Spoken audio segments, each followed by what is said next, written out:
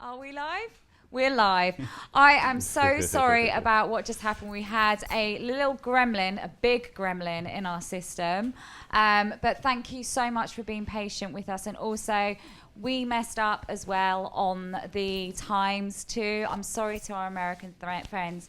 Trust me, this is worth waiting for. This is a wonderful session. I've been sitting in rehearsals. There's been a lot of laughter and a lot of really, really interesting stuff that's been covered. So if you want to interact with us tonight, please use the hashtag TF Sessions. I'm quickly going to introduce a few people. These guys are taking questions. They probably might answer your questions while we're going through, but keep sending them to us using the hashtag. We've got Dr. John Stark here, who is joining us from the Foundry. He's the head of research here. We'll answer questions if you have any about VR topics relating to the Foundry. Joined by Solomon and Daryl from Rewind. And we are also joined by the lovely Courtney Price, who always joins me on the couch. Now, Sol and Courtney have a history with Lycra that they'll be able to tell you about. And that's a nice little segue to that. Yeah. And also, found out interestingly, you want to be Len Goodman. Right. in rehearsals. Yes. I want to be more Bruno. But anyway, I am going to hand it over to the gentleman on the couch, available for questions. Off you go. Right, so I should probably explain the Lycra thing. It wasn't our pastime, but well, it was actually. Yeah. So me and Sol at university, we used to play for the same American football team. Sol was a three-time Backhuffle national champion. Just you know, saying. three times, and was it 5 times GV captain as well? Yeah, some people might call me the David Beckham of American football. There you go. You know, I would not. So yeah, it was a long history between us, and we played for 3 years on the same team, and alumni now. And Sol's actually gone on to do great stuff with his own company, set up a VFX company called Rewind. Yep. And he's joining us today, and they're doing some really interesting and innovative stuff with VR, virtual reality, and he's going to explain a bit more now. Yeah, totally. Yeah. Well, thanks for the nice intro. Yes, no, David Beckham, we did all good. did play in a lot of Lycra and that girls' version of rugby that all English people seem to say. But hey, critical. You know, we don't talk about how good our rugby team is doing these days. Moving swiftly on. So yeah, I founded Rewind about 5 years ago, doing TVCs, animation, visual effects, that sort of stuff. But in the last 2 years, we've really converted into a creative technology company, and VR is a huge part of what we create. So we thought we'd talk about a little bit about what we do now and why it's so important for people like yourselves and for us going forward. Yeah. In the past, this is the sort of stuff we've done, and we still do this type of work. So big CGI work for launch of PlayStation 4, projection mapping for Xbox One, Wizard of Oz touchscreen, you can knock down a wall, learn some stuff about installation. There was a 70-foot yellow brick road going through Westfield. Wow. Augmented reality for mum, so this is champagne stand, shake a bottle, spray goes everywhere, and it automatically edits it, puts it on YouTube. It's all running off Connect 2. Brilliant. So it's an installation. We help blow up Casualty Hospital. I just like the fact we help blow up big kind of taking Revit CAD data of the new Blackfriars 1 building. Okay. Indie feature films, we've done one of these on BBC 2, had to make a fully digital Jerusalem, AD 30. Brilliant. And then making invisible horses, and then 3D scanning and doing apartments. So really varied work, but it's all core of kind of CGI production and creative tech at the middle of it. And that all led us on to be able to do VR work. Right. So the last couple of years we've done a lot of work, and I've done things like this, like helped write an article for the future of virtual sex for Loaded. Don't Google any of those. And we don't work in that industry, so you know. Done some presentations, we've done some AU. Tony Hall, Director General of BBC, checking out some of our Bjork stuff. And one of these headsets, actually, a very early prototype. Nice. And then we also help run, we set up VRLO, which is Virtual Reality London. Right. It's a meetup that happens every kind of 3 months, and the next one's the start of December. We're trying to bring the best of virtual reality companies together. Okay. And anyone can attend and exhibit and hopefully show some stuff off.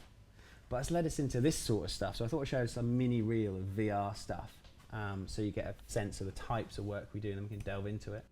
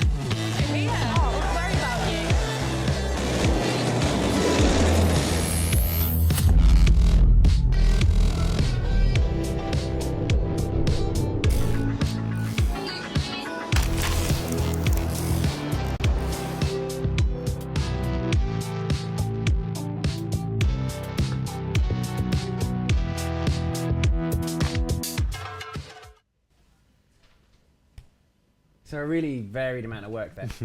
Yeah. Really, really different stuff. From the true VR game engine, Unreal Engine stuff through to 360 video, and we helped also work with the great guys at Verse to bring Bjork's latest music video to iPhone and Android and that sort of space. Right. Cool. But for us, VR is this brilliant new medium, and everyone's Yeah. really excited about it. But we're so new. Yeah, So new. Everyone exactly. talks about experts and specialists of virtual reality production, but we thought we'd talk a little bit about our points of view on it. Right. Okay. So what do you, how do you see, the landscape of VR at the moment today? What would you say is the first things we need to address, let's say? So hardware-wise is one of the biggest things. Right. Yeah, so I mean, we've got a full range of hardware manufacturers here, which span from, the everyday user, the Google Cardboard, up to, some say the modern pioneers of, what the high end can offer in terms of virtual reality, which is, Oculus and Vive, for example. And we've got a bunch of the headsets here, which kind of span that whole range. Really interestingly, the Google Cardboard, this is the version 2. Right, this one here. Yeah, and that's a really great low-cost way for getting people involved with virtual reality, because it runs on the technology which is in most people's pockets, which is smartphones, and just uses the sensors in that. It's very cheap to produce, and you can brand it. So if you're looking at mass market, that's a really viable option for VR to go. And then working our way along, there's more robust solutions, more plastic ones. This is the Gear VR, which was made by Oculus, which is great because it requires no computer, there's no cabling attached to it, which is one of the drawbacks with the higher powered headsets. You need a computer to run them. Right. And these two at the end are interesting here for many reasons. Yeah, so this is the FreeFly and the Merge. So the Merge is a foam headset, again, no tech. You run any mobile phone, runs it. You can change the IPD, which is the distance between your eyes, which is kind of cool. But the really cool thing is they're getting sold in game tomorrow. So on the high street in the UK, people go and buy these directly. Just before Christmas. Just before Christmas might be kind of thing. And it's really comfortable and lightweight to wear. And so that's coming out. And then these guys at FreeFly are another headset manufacturer. Same sort of idea. There's no tech in it. Wear what do you want. But these just got a deal to go into John Lewis. Okay. And so on the high street coming pre-Christmas are going to be these virtual reality headsets. Obviously they're going to need one of these to run it. But when these people get them home, the first thing they're going to do is want some content. So they're going to go to the App Store or go to YouTube or kind of anywhere else and try and download virtual reality apps. And that wave of interest in VR content has gone from where we were a year ago, which is marketing activations, the world's first, whatever you want to put next to it, to consumers wanting that content. Right. And consumers willing to pay for that content, hopefully, which will change wholly how we create stuff. Okay. So do you think access to these headsets is going to change the type of content that's needed? So you're talking about the high-end headsets, which you have to tether to a powerful PC. And then you've got this, which hopefully I'm going to get for Christmas. Quite excited about that. Hint, hint. Well, I think it's really interesting about that is Santa will be right. All right. He never answers me anymore. having it on the high street is obviously a really interesting point for VR, to have headsets available in shops that people can see. Yeah. The visibility is obviously huge for having footfall on the high street. And just in time for Christmas, the price point is right. And you don't need a lot of technology to get up and running. Sure. Where we sort of see all these kind of they all serve different purposes. PlayStation VR, for example, is very focused at the game side of things, and I think they've got a market there, for that application. Oculus is, a very high-end solution. We need you buy that headset because you want a high-powered, cutting-edge solution, but it's not for everyone. I think a lot of people will find a space in the middle there where you can strike a balance between comfortable design, ease of use, and the right price point. And I think, as these things develop and the technology manufacturers, kind of reduce the price, we're going to see, a lot of more manufacturers pop up every single day. So you think this is going to start to lead to a more and more of a wave of demand for VR content? Absolutely. There's already a demand for it within the kind of agency world, and kind of everyone's testing it out and everyone's having a look at it. Yeah. But no one wants to make the leap yet because of home users not having it. So end of this year, Valve's coming out, the Vives. Start of next year is Q1 of kind of Oculus, and then Morpheus hopefully at some point next year. And then this plethora of home user devices as well. Mattel's brought out the Viewmaster again, which is still Viewmaster, brilliant. It's still coming out. And so that whole world, once that gets there, that's the kind of the point. Chicken and egg, well, let's put these out there. Now people want content. Okay. I mean, there's some good numbers that we pulled out of kind of number of users using VR headsets at the minute. It's like 200,000, but they reckon even by the end of this year, it's going to be almost 7 million. Okay. Yeah, this is, I think, came out in the last week. This is a K0 study where they're saying 200,000 active users, 6.9 million by 2015, and they kind of speculate it's going to grow by 2018 to 170 million users. 170 million, you wow. know, across all different hardware consumption. That's, you know, people doing it at home and at the high level, and the integration now with Facebook, with Oculus having that social aspect only sort of exponentially grows the reach that these kind of VR can have. Sure. And this is still just talking about people docking these devices into headsets and having the premium VR experience. But most content people are making these days, especially with 360 video, is in a mode where it works without VR. So if we happen to not have one of these headsets, we can still use the device to look around our universe and interact with it, which opens it up to anybody that has a smartphone. Yep. And that content then having, you know, that legs. You know, my gran might not want to put one of those headsets on. Yeah. She might. Yeah. My gran's pretty cool. Yeah. So it's all about accessibility then. Yeah. Right. It's the same as, you know, it took a while for the technology to pick up, and as soon as it's there, you need that killer app. You need that reason to play it. I think and the platforms. Be easy to think as well that all of this resides purely in entertainment, and I think that's the way that content gets introduced to the market, is sort of entertainment and brand stuff. But you need to think of it as a tool, you know, for education, for example, or healthcare. I mean, there are a lot of different industries that are going to embrace the technology just by being able to, you know, present a light field directly to someone for therapies, for example. It doesn't just sit in entertainment, for example. So I think, you know, you're going to see all these different markets emerging from entertainment, which is where it sits now. Right. You might want to move your foot slightly. Are we all right with the... So I find this 170 million a really interesting number. I'd really love to know whether the future of that number is everyone with a cardboard, or whether people do have full Oculus headsets and so forth. Yeah. Connected to a PlayStation in their home. Because that's when they'll want CG rendered content, full immersive worlds that you could explore versus kind of baked content that you just play back. So there is a complete gamut of stuff. So there is the 360 video at one end, which anyone can access in any way, through to the high-end true VR sort of immersive realities kind of content at the top end. But within that, it's the same as you and I. So how many movies do we watch? What movies do we like to watch? Do I want that high-action thriller? Do I want the romantic comedy, or whatever else it will be? And VR is going to have that same idea. We need to define those genres and those, and we don't know them yet because there isn't enough consumers to, you know, which one do me and you want to pay for? What do we want to buy? What do we want to spend their money on? And then also, how long do I want to spend interacting in that world? So, is 10 minutes a good point for VR? Kind of at the minute. Would I spend half an hour, an hour?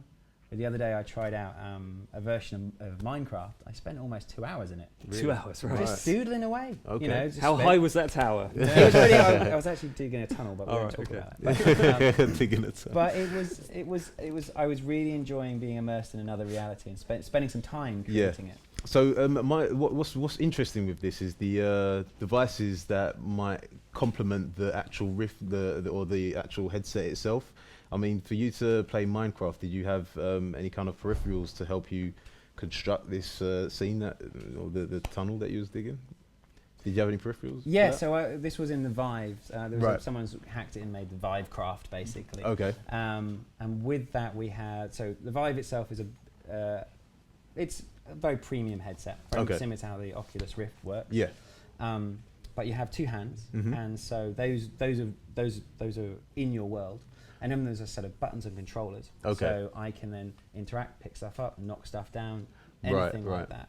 And the same as Oculus. Oculus has their own, they call them the touch controllers. And so those touch controllers are very lightweight, and they go around your hand. Instead of feeling like tools, they're more like your hands and your fingers. And if you then took your fingers away from the buttons, it actually recognizes how far each of these things go. So that means that you can do thumbs up, you can point stuff, you can hand out, you can grab, and you can pick stuff up. And that in itself is a real game changer. I think the addition of being able to use hands is a really powerful addition to VR.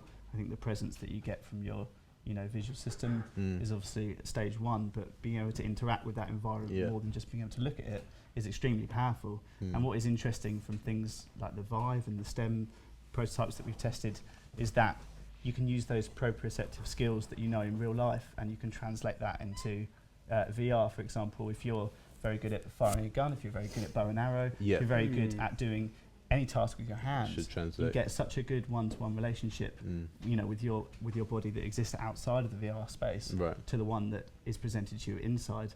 And I think removing those layers of abstraction that you get from games controllers and things like, you know, Kinect, for example, you're getting to a place where, you know, there isn't this abstraction that can kind of sometimes take you away from the experience that you're in. Because if it's too alien, then it's going to draw you out of whatever environment you're supposed to be immersed and also in. it gives you a really good basis for learning stuff. For sculpting, for example, Tilt Brush has been one that's really successful experience in the Vive, just because you can use the artistic skills that you would have in real life, and you can learn from it and translate them both inside the experience and outside. Right, got you. Okay. So I wonder what's most important there.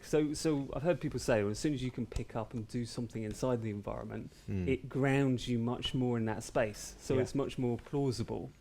Is it that that's important, or it's just that you're making the whole thing more interesting because you can change the world around you rather than sitting back and watching it? Well, I think it gives you new avenues for interaction. You know, you can actually do things beyond just selections. You know, you can balance and you can hit and you can angle stuff and you can change things, which is, you know, really powerful.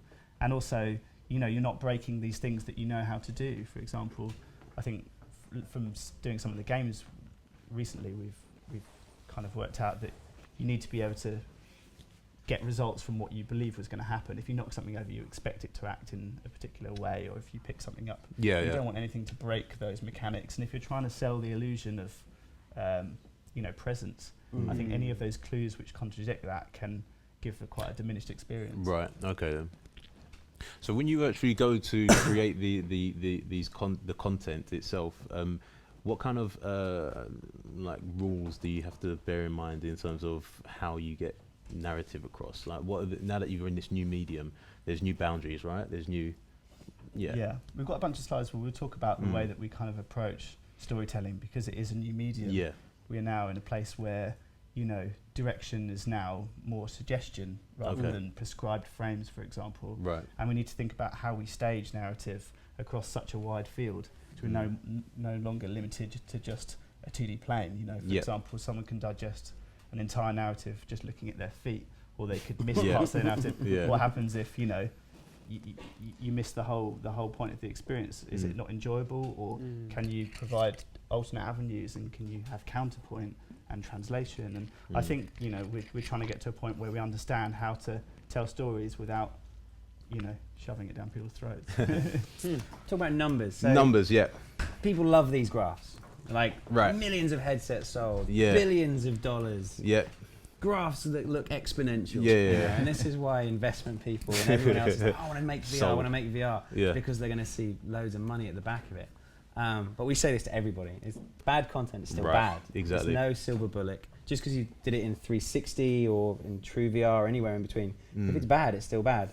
And what's even worse is if we do a bad bit of content and we show you it for the first time, your first experience of VR is going to be like, I don't like it. And I've had reactions with people where I say, can I show you one of our VR experiences? And they go, I've tried Oculus before, made me feel queasy, made me feel sick. And I'm like, well, that's not our content. We've done everything right to get rid of those things, and we're a professional at it, so can I show you it? It's like saying, I don't want to watch your TV program. I've seen TV before. Yeah, I've seen TV before. I didn't like I know it. what it's like. So, and it's for us to educate people to make sure they that's kind get of it. the worry with, you know, at the moment it's such a new market, and the hardware is still finding its feet and the content is still finding its feet, that we're so exposed to a wide audience, and it's going to exponentially be exposed to a wide audience, that there is a rush really to try and resolve a lot of these unanswered questions really quickly to ensure that people have an enjoyable time in VR. And that's something that we're trying to put a lot of effort into to try and solve. Yeah. And that's why it's slightly scary that these things are coming out literally so soon. Yeah. Yeah. So if this does get in the market rapidly and the content doesn't catch up, Mm. there's danger, right? Well, it's for people like us to be able to make good content, and it's for people like you to make good tools so we can make good content. you Let's know. work together. Let's work together. I've got this theory about the VRX industry and where we need to take it, but we'll get there. So VR production approaches. So at one end of the scale, like I said, there's 360 video, and the other end is true VR. Yep. There's every flavour in between. I have a theory that 360 video isn't VR, Yep. but I feel it's a very good medium to create, and it's going to be huge next year because it allows us to capture worlds and reality and allows us to put people places. So we can put you in the mosh pit, backstage, Yep. on the football field, best seat of the house, Yeah. all this sort of really cool stuff. Have you found that there's certain environments that work better than others, or I mean, is there any limitations to where you could stick a camera and get a good experience? Is it? Currently, because of the Yeah. camera tech, there's a real problem between distance between people. So Right. if you bring a 360 camera very close, Mm. making sure you don't get any stitch errors is really hard. So we always say leave about 6 foot away from the camera, Right. and that way you won't have many problems. Okay. Saying that, we've done work in the other end of it as well. Yeah. Whereas True VR is so new, it's a game engine technology, there's so many barriers to making that content that it's really, and also then those people haven't had headsets at home to watch it. Our content lives on this at the moment Right. until early next year when Vive and Oculus and the Morpheus start coming out. Sure. Then the real premium end of VR is going to turn up. So you're talking about kind of two ends of a spectrum here. One Yeah. is you go out with a 360 camera rig, Yeah. you're shooting live action content, you can just go and shoot and maybe stitch and deliver fairly Yeah. quickly with Yeah. a fairly quick turnaround. And on the other end of the spectrum, are we talking about building completely photoreal digital worlds that you can go in and explore and interact? I mean, that must have a huge cost associated with It's it to true. get to that true VR. You look at any Xbox or PlayStation 4 game. Yep. Think of the millions and millions and millions of man hours and pounds that go into Yeah. creating that content. And then even then, we hit the uncanny valley smack in the face. Yeah. You know, so there is this bit in the middle. So we talk about cinematic and hybrid as our two kind of levels in the middle where the best sort of VR is currently being made. So the interactivity and the kind of true VR is, and then cinematic is spending time and effort in pre-production to create the best possible 360 experience Yep. for a reason, not Okay. just to have it there. And then also finishing it with enough time to massage away the problems of all these different camera technologies. Mm. So immersive video versus VR, they're not versus, they're just where they sit. Camera technology, there's lots of it out there. Yep. And there's going to be more coming. So we got the Nokia camera, Samsung's, the Google Jump system, Jaunt's, Sphericam, you name it. Mm. And these are all systems to try and capture the best we can from the real world. Right. And they all have one problem. They're all separate cameras. They're all separate little lenses, all trying to bring it back together. And because of that, they all have a distance away from a nodal point. And that distance, as you increases the amount of stitch errors, which is the joining of it all back together. And the only way to do it is skilled craftsmen with skilled tools to massage it away. The jump system's very, very good and very interesting because a lot of that stuff's done in the cloud. Okay. There is crazy stuff like this. That's a 14 camera red rig Wow. and a Velodyne 3D scanner running at like 72 hertz to kind of feels like it doesn't really going to work and it might be a press shot, but hey, I haven't seen the quality. And then OTOI stuff is this light field capture technology. Okay. So spinning cameras around for every position on the outside of a sphere and then bringing that back together. But it's so new and R&D out there. Mm. This is our favorite kind of, there's two ends of the scale. So honestly, GoPros in a 3D printed rig still give us some really, really good results. Right. Because the high frame rate, high quality sensor, and as small as you can get them together. Okay. Yeah. People have seen some really awful stuff done with it because it's very accessible. Mm. But with enough time, you can do some good stuff. And in fact, the Strictly stuff we're going to show you was half shot on this. Okay. Then this is the other end of the technology for Strictly. Yeah. And Darryl spent a lot of time forming this rig for us for the production. It's not full 360, which as one of the pieces of content. It's more like a witness cam, like you're on the sideline or the judges. But there was a lot of problems, and not problems, issues and challenges to get this set. Yeah, I mean, one of the approaches which is quite popular for stuff that's forward biased, where you're looking in one particular direction, is you can shoot 180 degrees, for example, using high quality sensors, much larger format cameras, higher bit depth. So there are a lot of people who've been doing different solutions. The good thing about the GoPro is the small form factor, so you can get the sensors really close together, and then in post, the stitching is a little bit more comfortable, and you can be a lot more discreet in terms of where you're rigging it. For Strictly, for example, we couldn't put something like that in the middle of the stage because it's quite unsightly, very bulky, and you need some cabling involved. So we did a judge's view position as well, which is shot in true stereo, which gives you a nice 180 degrees, which is the majority of the things you want to watch. Yeah. And we've also got peripheral GoPros as well, so we can do all the post, and we shot plates and loops for the whole thing, so we can build a nice 360 experience, but stereoscopic, looking good from the angle that you're going to watch it for 99% of the time. So you're combining mono GoPro cameras to the stereo red.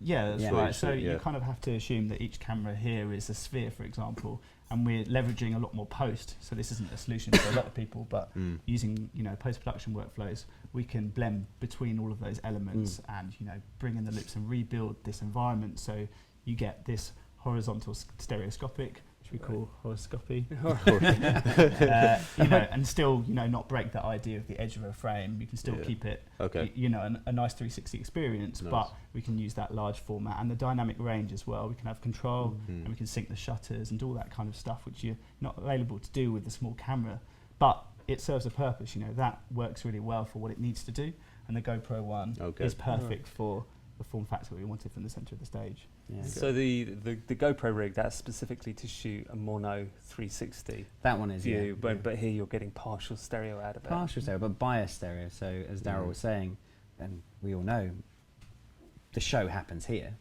but do I care about Doris and everybody else watching as well? Well, no.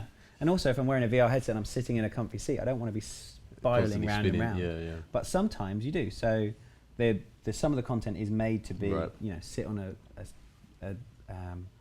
a whizzy chair, and I'll just turn around and look at everything and review it. And this stuff is this. So sports over here, or theatres over here, or even a lot of kind of film productions over here. Did you think about shooting that completely mono, but with a single red and facing front? Yeah. And what was the choice about going stereo? Did it add something? Yeah, I think I think you have to be really sensitive to the content that you're shooting, and you have to really, with all these things, and the main problem with 360 video is you need to ask yourself, how are you adding value to the viewer? Is there any point for you shooting it in 360 degrees? So we worked a lot with the choreography team on that to make sure that we're really leveraging the medium to try and justify why we're putting it there.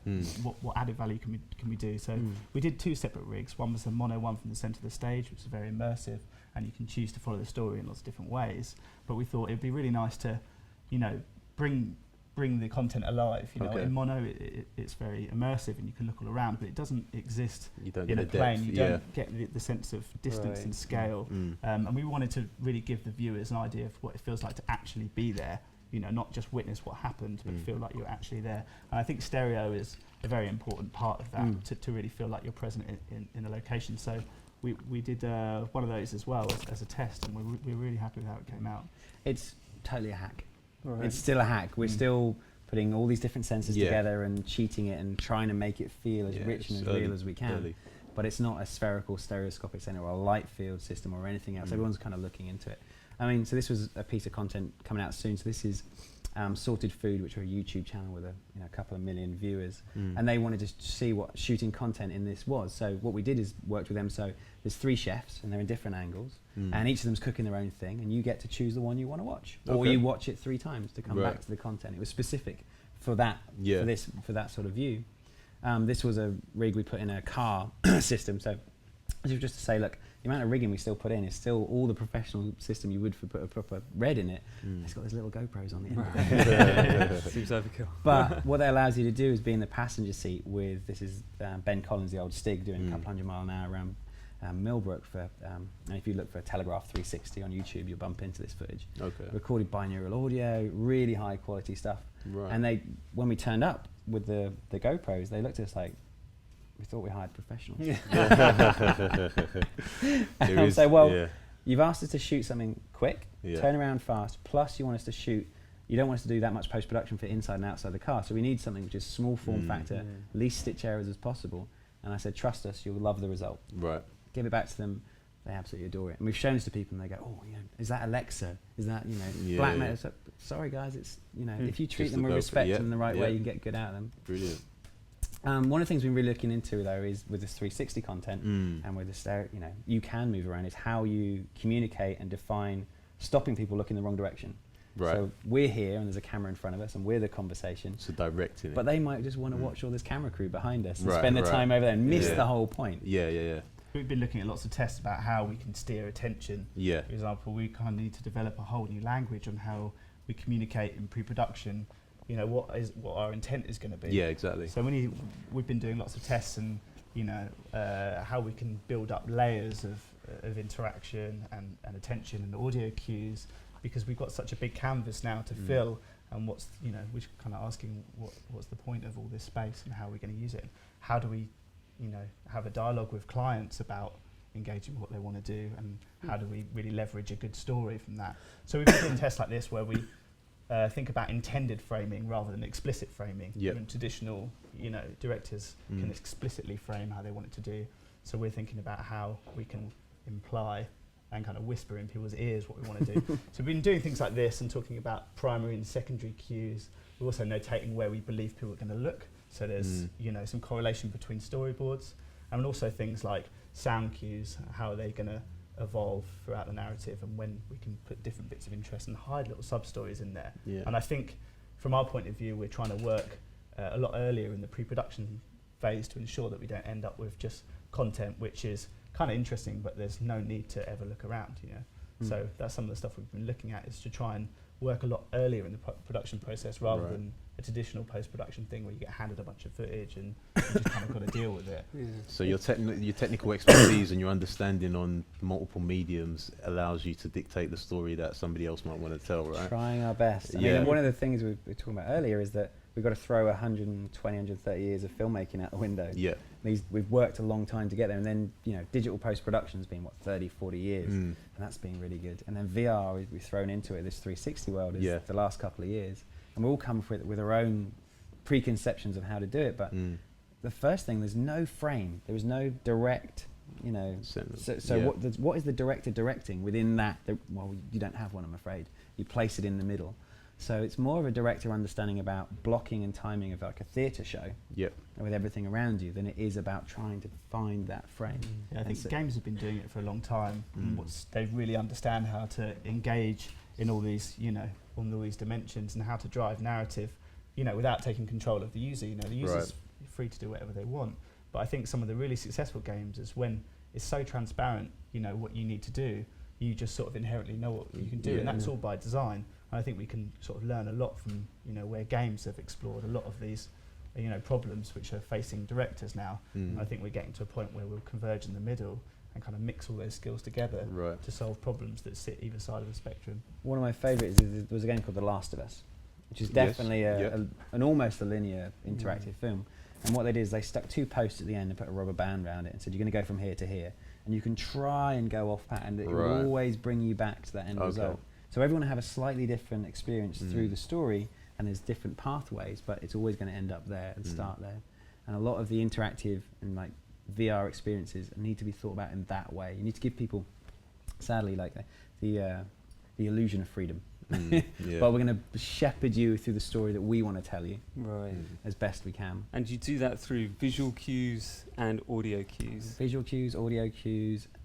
Does that mean that you've got to keep the content quite simple then? If you have things all around you, it's confusing? the way we've been approaching it is to try and think about hierarchies.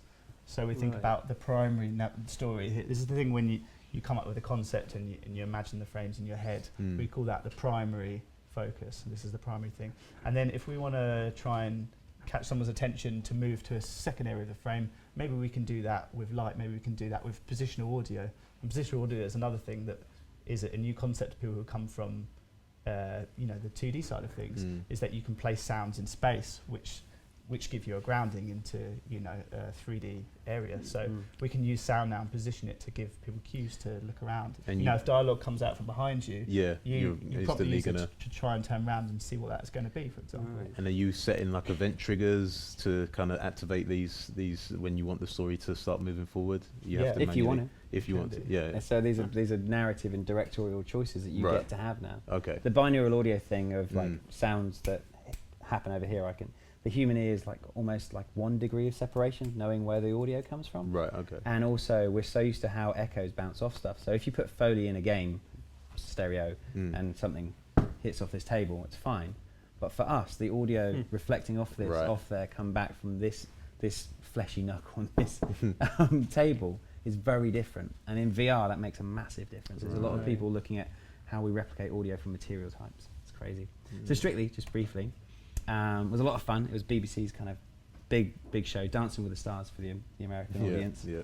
And what we tried to do with them is really work with them to produce a piece of 360 content that has value beyond just being at the show. And the first thing that the team did, and Daryl and Matt did, is they asked them to move the piano to the middle of the dance floor.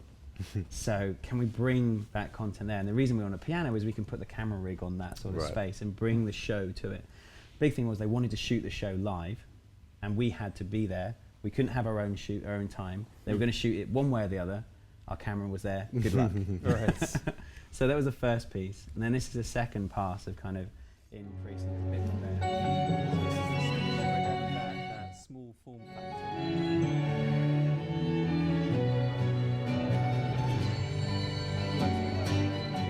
Put staging in, so these people here are the cellists, Right. the man with the piano is there.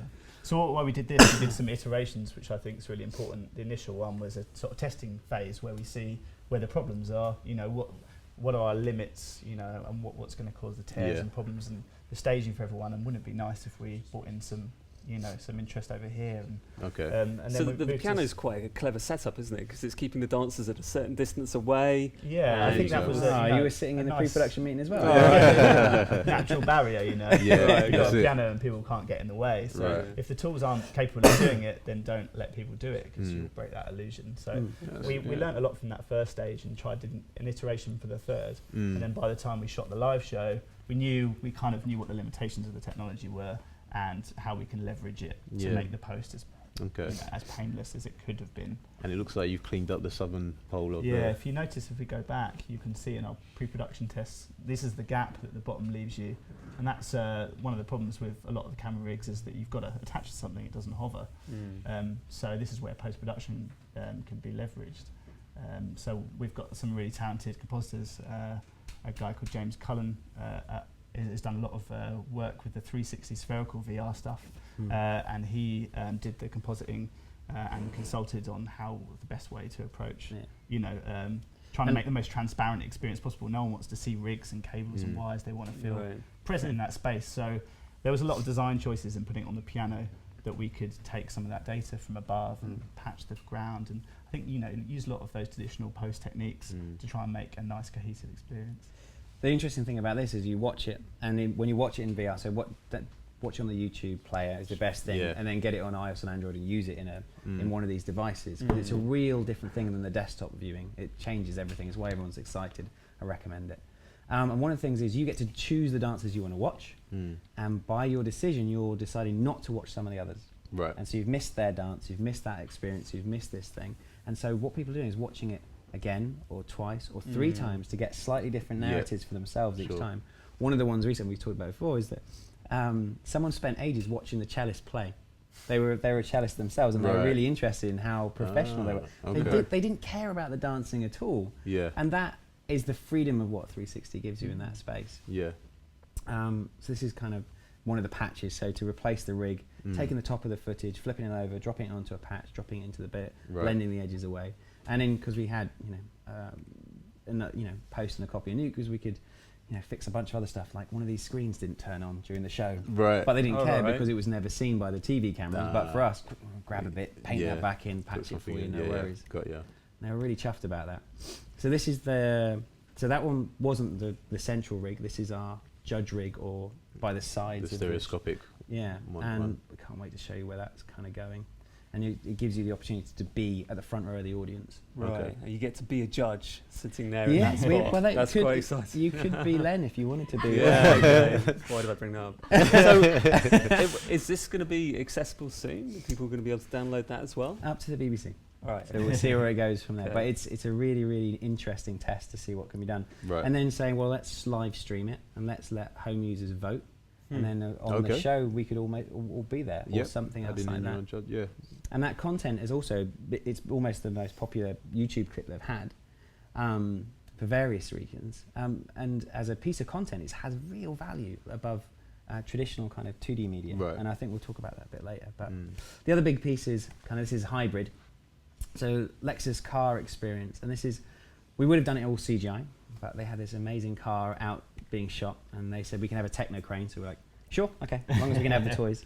So fisheye red on a motion control platform. Right. Comp and key the car out, drag it out, and then a lot of, Right. you've seen these things before. Yeah. Something like that, little tree. Couple nodes. And lots of that lovely node. Yes. Do you have any other nodes that would be really useful? Moving on. So a lot of this sort of stuff. And so it's on iOS and Android. Yep. It's on YouTube. It's embedded in their player. It will be on every platform as a piece of 360 immersive content. And it's But that was shot on a single red, did you say? A single wide angle? So how did you get 360 then from that shot? Well, a lot of that we did digital set extensions, so we were very Right. clever in how we staged the shots, and because we use motion control, we could allow the camera to move around the car and center it within the frame, and then in post kind of track that back and do all sorts of things. This one was actually shot on a turntable, for example, Okay. and we could then kind of match move that, and then in post it actually looks like we're flying around the car rather than the Right. car's Got you. being on the Yeah, spot. yeah. So we had to do a lot of work to make sure, one, we painted the driver out for when the car's Yeah, sure, moving, which sure. is quite a lot of work Yeah. for health and safety reasons. But also, the Lexus as a brand, they have a very specific look and a very sort of high specification of how they want the image to look. So they wanted to work with the team that shoots their brochures, Right. and we had to find a really good way of kind of working up, from our pipeline and try and integrate into more of a traditional shoot. And I think Okay. that's one of the really successful jobs. It's worth saying Lexus and their main agency, Amaze, are really forward thinking with this sort of stuff as well, and we're really thankful to allow us to have a go at making this type of content. They're really early adopters, and I think it's making a big difference to them. One of the things that Darryl had a long time with is this strange thing of lens flares. Because in VR it's not supposed to have lens flares. Right. Right. You're not supposed to be looking through lenses, but without them, you kind of miss a bit of impact. They wanted it as part of their look, is that they have this sort of anamorphic cinematic look. So they asked us to look at how we can kind of bring that into that space. Although your eyes don't have lenses and glass elements, they wanted to bring that in for a bit of dramatic impact. So we had to do a lot of sort of custom solutions for this job, and one of them was to paint lens elements by hand and then bring them all back together. And then we needed to find a way of binding those positions to video, for example, because unlike a games engine, it doesn't understand Free space. where any of that stuff exists. So we've used lots of funny programs. This is one of my favorites called Touch Designer, where we can encode values into big data tables and then bring them into Unity and look up where those places are. So we had to invent a lot of these tools for doing strange things. And the same thing can be applied to positional audio as well. So we've had to find a lot of funny, quirky ways to sort of try and bring all these things that you would think would be quite easy to achieve through very sort of abstract ways. But, problem solving is sort of the heart of post-production. And I think coming from games and post, it's all about problem solving. It's different tools and different bits of hardware, but everyone's trying to get the same goal. That term pipeline is like how many bits of software do we need to stitch together to get to the end result. And the same with the GoPros. That's a set of cameras and some duct tape and a bit of this and that. And the same in thinking about this, what can we get to the fastest end result? Sure. And it came out really nicely. I'm pretty chuffed with it. So out of the 360 video world, and this is a hybrid, this is really good stuff. Okay. So that was a real car that we're looking at. It's not rendered. It's lit to look like it's CG, but that it looks so CG. It does. It's a real car, but it was really nice to have that way of working, and that's why we say it's hybrid, because there is definitely a place for cinematography in 360.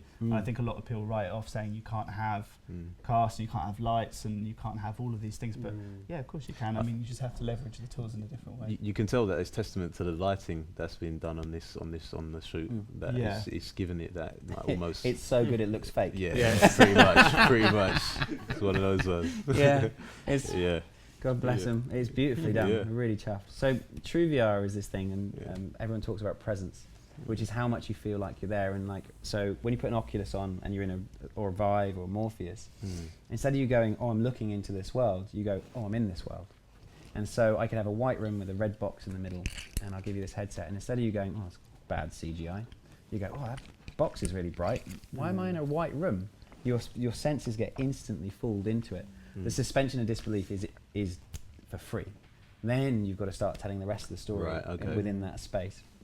So we've got a couple of favourites. Unreal Engine 4 is one of the things we work within, which is a real-time game renderer, game engine, or Unity, and there's a whole bunch of others. There's Stingray and a whole bunch that fit within this real-time world, which allow us to do things like this. So taking 3 scans of beautiful buildings and allowing you not only to pivot, rotate, look in it, but you can now walk around this room and look at it. So this was a piece we did for Savills, which was taking one of their big properties and allowing people in New York or Hong Kong to explore the property before they even get there. Okay.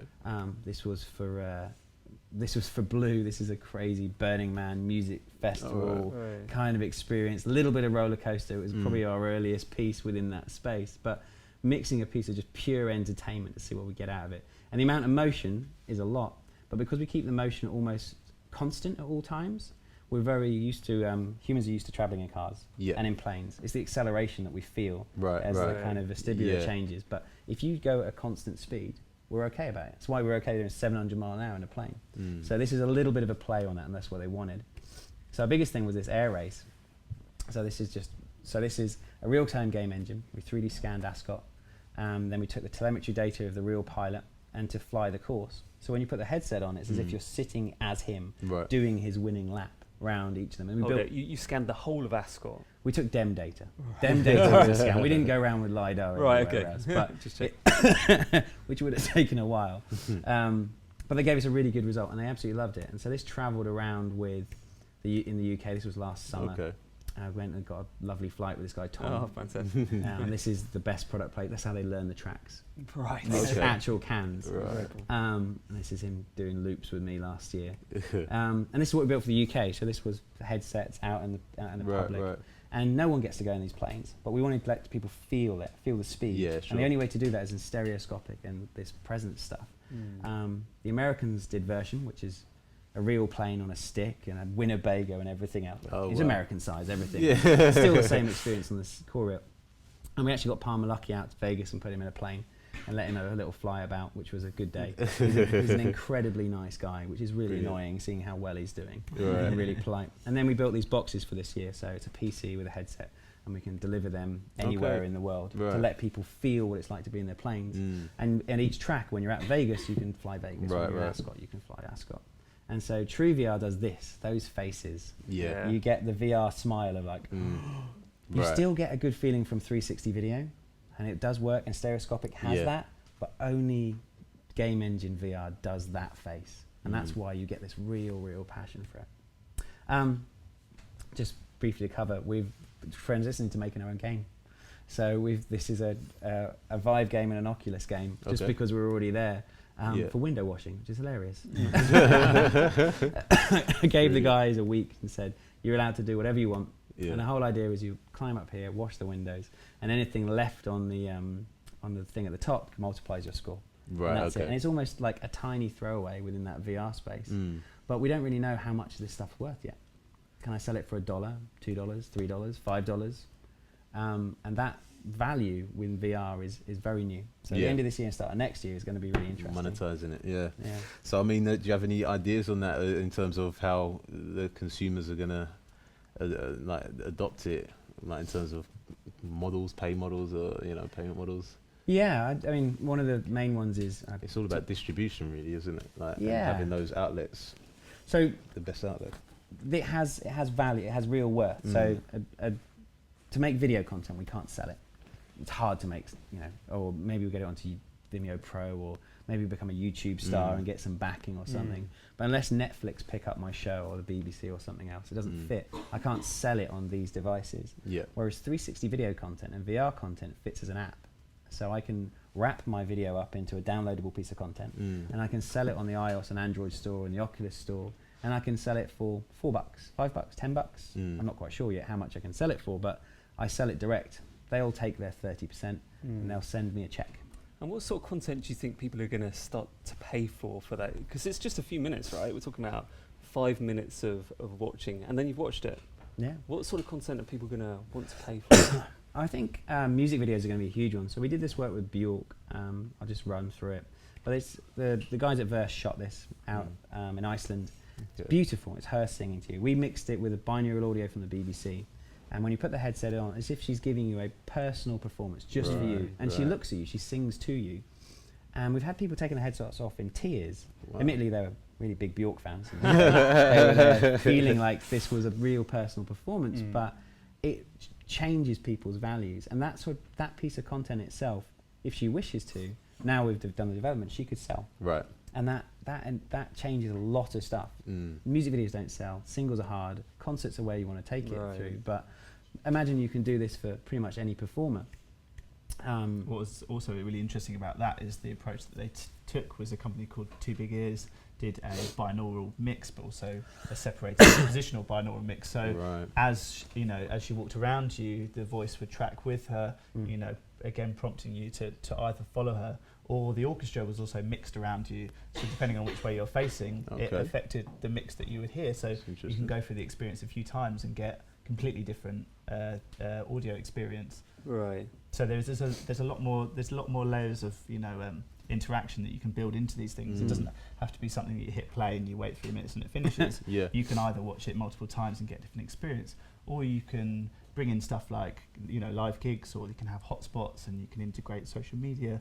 And I think we're going to see a lot more of that in the landscape of VR over the next 6 months, 2 years. Capturing things that already exist is big. So gigs, sports events, all that sort of stuff.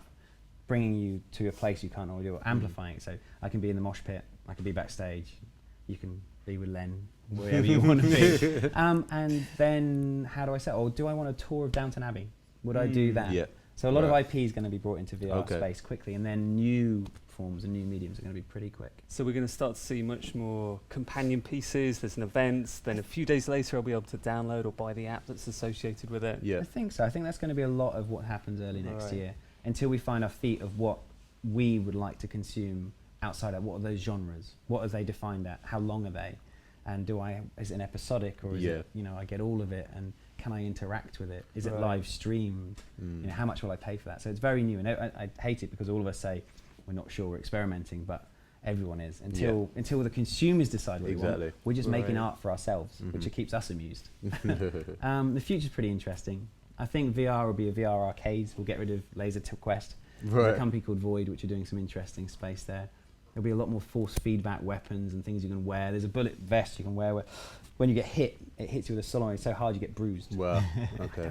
Not for me quite where I want to take it. Yeah. There'll be a lot of relaxation stuff, so this is wearing a plane. Yeah, Netflix just released their Google VR app, so you can watch Netflix in an apartment on the Gear VR. Yeah. Right, okay. And this is stuff from the Void. But the thing that I think is really interesting is this device, which isn't VR at all, I just want to mention it, is HoloLens and mixed realities, merged realities. They're calling it MR instead of AR. I think they just want a new word, but fair enough. But we spent a day with them out in Seattle, saw all their demos, which are all shown here. Brilliant. And every single one worked. Really? And I was really, really impressed. Okay. We're in early dev kit 1 mode, but VR is something I'll go for my high-end premium, take me somewhere else, show me some different planet. Whereas this is something I'll wear during my day, and I'll have my main screen, I'll have a virtual screen as big as I want. Sure. I'll change the windows to be a nice weather outside, and I may even see a version of you sitting across the desk from me. And I'll use it for half of my day. And so that in itself is pretty interesting. I think it also what it takes you from something that's a very personal experience being closed off to the world to something that is collaborative and something much more open, and people feel much more comfortable in wearing these devices for sustained periods of time, for example. And the worlds we're working in is Unity, Unreal Engine, all that sort of stuff. I mean, look at Minecraft playing all this stuff, it'd be great. And there is another company in super stealth mode, Magic Leap. This is a video they've brought out recently. This is all they're tantalizing, teasing us with. But again, it's probably a merged reality headset. And those two people. I think an exciting challenge here is how do you author content to go in any space?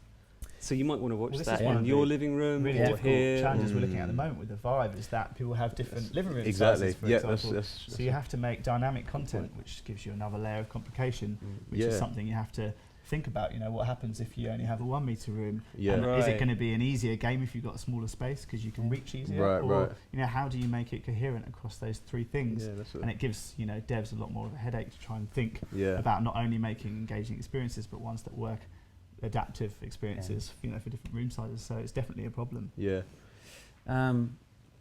So there was two other things I wanted to cover off today, if at all possible, if we're allowed. We had a couple of gremlins. One is this idea for VR for good, and we're starting to think of VR together, which is the idea of we're trying to leverage our skills to try and help change people's points of view, change the planet, and help we do stuff, which is really good. Okay. We bumped into this for one reason. We built this London VR app, which lets you tour and explore videos and stills of London. And we're up for an award. It's on iOS and Android. Feel for you to get it.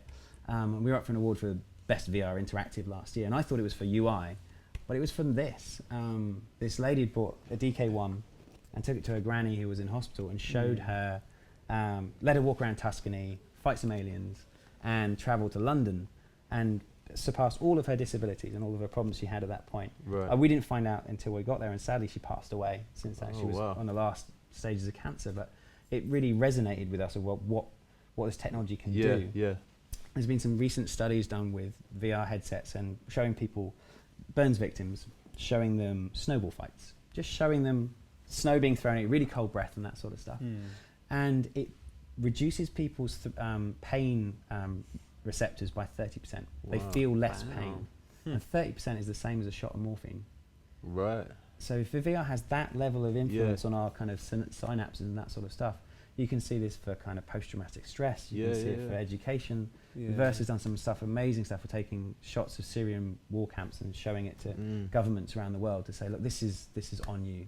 You need to see this in a very visceral way. Yeah, I think we need to think bigger than just gaming. This is something that affects people on a much wider scale, and it's something we're really looking into, trying to dedicate some of our time to do research into these other areas. Dedicate an hour a week, an hour a month, a few hours a year, try and do some causes that could be journalism, for example. It could be telling story, it could be education, science, medical, whatever. And we think that's a really good cause to try and, because a lot of our work sits in the commercial realm, which is entertainment or selling things. Really good for innovation, and you really start to learn some of your craft. But we want to start looking at encouraging everyone in the VR community to think about how they can use some of these tool sets and have a wider impact. And if there's anybody out there in Teleland or wherever we are, streaming land, get in contact. If there's any ideas of things you want to collaborate and do together, I think there's some really interesting projects that can be done. I mean, that should be done for the right reasons. Yeah, we were saying there's a company in Amsterdam, the Ambassadors, that done a piece on child slavery, and it's quite powerful. And it's that kind of thing as well. It's for a charity project as well. So yeah. And I think what's really interesting is that those mediums, has such an affecting impact with people, because it's so personal, that people are trying to choose to tell stories in that way, which I think only really reinforces how powerful VR can be. Yeah. The final thing I wanted to mention is this idea of VRX. It's a term we kind of trying to use. As we have the VFX industry, I think we need the VRX industry. And it's a whole bunch of stuff that is only just coming. We've had 2 years of development, but we're still using all of our old tools and all of our old ideas. So we need hardware that is out and people get their hands on. Software that really is built for this sort of stuff. Tools, talent to be able to use it. All of us are transitioning from our our current backgrounds to try and be VR people, VRX artists. And education. There's going to need to be VR courses. And then VR courses, what are those things? So VFX, there's a modeler, an animator, a compositor, a lighting, a renderer, a rigger. What are those terms that hit in the VR world at the minute, instead of siphoning off from other places? Right. And we will find that over time. But the compressed timeline is the thing. 120 years for film, 30 years for digital cinema, 2 years for VR. Yes. It's a compression. For 170 million people, he said. And a tiny plug, we're hiring. And we're hiring one of everything, and VRX artists, if you are one. If you know what one of those are, across the board. All our things are online. But I think someone's telling us we should be finishing up. I'm sorry.